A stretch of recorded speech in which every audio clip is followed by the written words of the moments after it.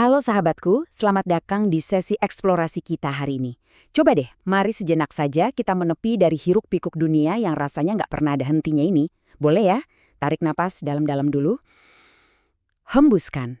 Nah, izinkan saya memandu Anda dalam sebuah perjalanan yang semoga saja terasa tenang, puitis, dan penuh makna.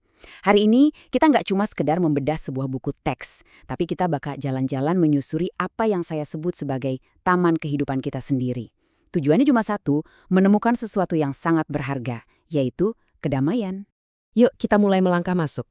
Gerbang kita hari ini adalah sebuah buku yang luar biasa indah berjudul Berdamai dengan Keadaan, karya dari Dr. Rahmat Maulana, MSI. Beliau ini yang akan jadi pemandu bijaksana kita selama eksplorasi ini. Buku ini, tahu nggak, lahir dari pengamatan dan kepedulian beliau yang dalam banget terhadap tekanan hidup zaman sekarang. Ya, tekanan yang seringkali bikin kita terjebak dalam kecemasan. Jadi mari kita buka gerbang metaforis taman ini dan kita lihat sama-sama apa yang ada di baliknya. Di awal, sang penulis mengajak kita membayangkan sesuatu yang rasanya nyata banget. Coba bayangkan, Anda lagi duduk santai di sebuah taman yang sangat indah. Anda lagi asyik menikmati warna-warni bunga, merasakan angin sepoi-sepoi. Tiba-tiba, langit berubah mendung dan hujan turun. Terus apa reaksi Anda?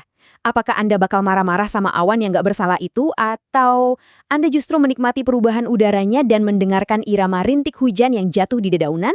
Nah, inilah inti dari perjalanan kita, tentang bagaimana kita merespons cuaca kehidupan yang berubah-ubah yang seringnya di luar kendali kita. Kita masuk ke bagian pertama, yaitu bunga rampai kehidupan. Saat Anda perlahan berjalan melewati jalan setapak di taman tadi, mari kita berhenti sejenak. Pernah nggak sih Anda bertanya pada diri sendiri, sebenarnya apa sih yang kau cari dalam hidup ini? Sahabatku, di tengah rutinitas harian yang seolah nggak ada habisnya, kita nih sering banget lupa. Untuk apa sih kita capek-capek menyirami taman ini setiap hari? Apa kita cuma nyari ketenangan atau kesuksesan materi? Pertanyaan yang penuh empati ini bakal jadi semacam jangkar buat kita sebelum kita melangkah lebih jauh untuk melihat bunga-bunga yang sedang mekar di sekeliling kita. Biar nggak tersesat di dalam taman, kita butuh yang namanya roadmap kehidupan. Ibaratnya nih semacam batu-batu pijakan yang diletakkan dengan hati-hati supaya kita nggak tergelincir di tanah yang berlumpur. Dr. Rahmat menjelaskan kalau kita perlu menetapkan visi yang jelas, menyusun tahapan langkah demi langkahnya, dan tentu saja menjaga keseimbangan hidup. Harus ada balance antara pekerjaan, relasi dengan orang lain, dan waktu untuk merawat diri sendiri. Peta jalan inilah yang ngasih kita arah dan makna. Sambil terus melangkah, coba ingat-ingat satu filosofi penting ini. Hidupmu bukan untukmu. Agak dalam ya maknanya. Coba pikirkan sebuah pohon besar yang rindang di taman. Pohon itu tumbuh tinggi bukan cuma buat pamer dirinya sendiri kan? Dia ngasih keteduhan, jadi tempat bernaung buat burung-burung, dan ngasih kesejukan buat siapa saja yang kebetulan lewat. Sama halnya dengan kehidupan kita. Saat kita pelan-pelan melepaskan ego dan sadar bahwa keberadaan kita ini buat ngasih manfaat ke orang lain, di titik itulah kita benar-benar menemukan kebahagiaan yang sejati.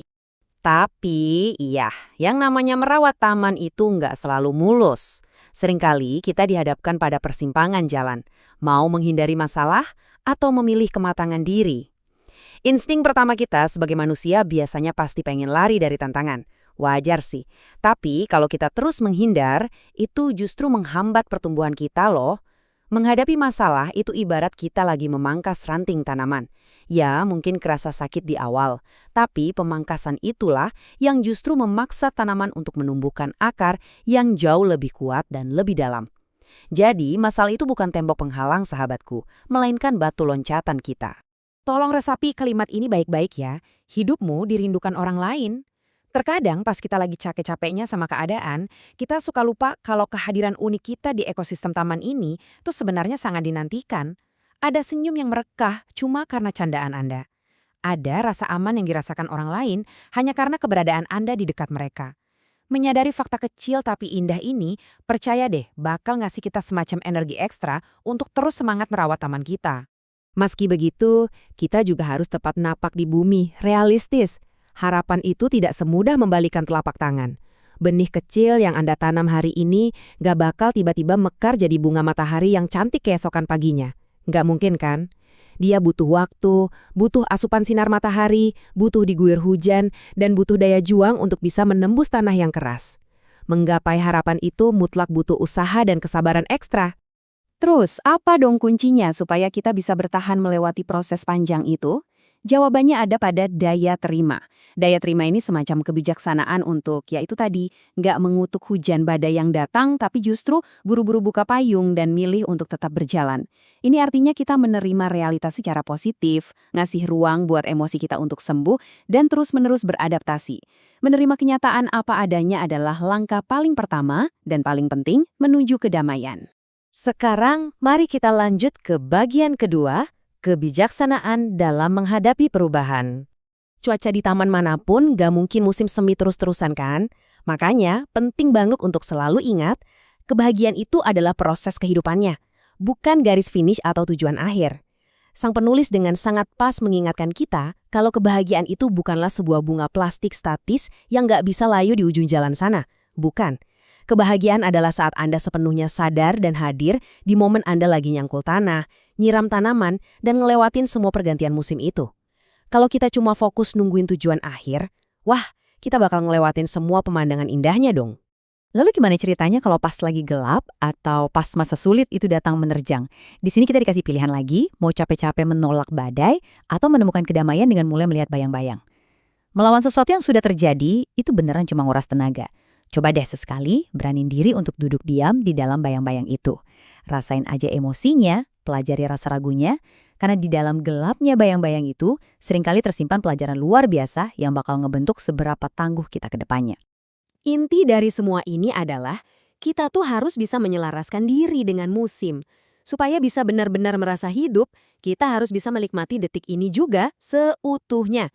Pilihannya sederhana, terima keadaan yang ada, atau tolak mentah-mentah. Dua-duanya jelas punya konsekuensi. Tapi nih ya, cuma dengan menerima, kita baru bisa dapat ketenangan pikiran buat nyusun langkah kita selanjutnya. Berjalan lebih jauh lagi, kita sampai di bagian ketiga, pengembangan diri.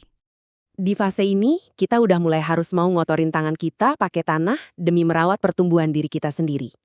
Ada 3 langkah esensial di sini. Pertama, usahakan tebar manfaat selama kita hidup, jadilah semacam pupuk penyubur buat lingkungan sekitar kita. Kedua, pastikan kaki kita tetap melangkah di jalan kebaikan, seburuk apapun situasinya. Dan yang ketiga, cobalah cari hikmah atau pesan tersembunyi dari setiap daun yang berguguran, dari setiap kejadian yang menimpa kita.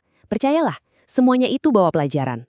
Karena pada akhirnya, perbaikan diri adalah kunci sukses untuk berdamai dengan keadaan. Dengerin baik-baik ya sahabatku, berdamai dengan keadaan itu sama sekali bukan berarti kita pasrah, lemas, dan gak ngapa-ngapain. Salah besar. Berdamai justru adalah sebuah tindakan yang sangat aktif.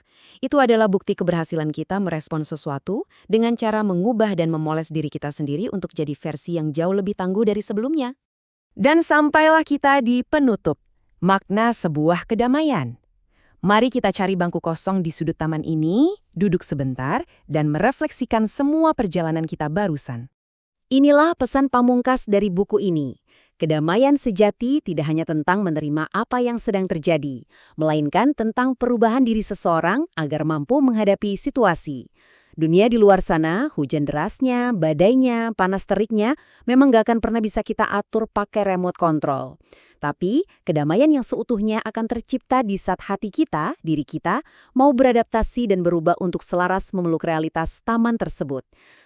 Sebagai penutup manis dari sesi eksplorasi kita, saya mau ninggalin satu pertanyaan hangat yang bisa Anda bawa pulang. Bagaimana Anda akan merawat taman kehidupan Anda mulai hari ini? Kira-kira, apakah Anda sudah siap menyambut cuaca macam apapun dengan payung penerimaan dan senyuman yang damai? Terima kasih banyak ya sahabatku, sudah mau meluangkan waktu berjalan-jalan menyusuri taman ini bareng saya. Harapan saya, semoga kedamaian selalu menemani setiap langkah Anda ke depannya. Sampai jumpa!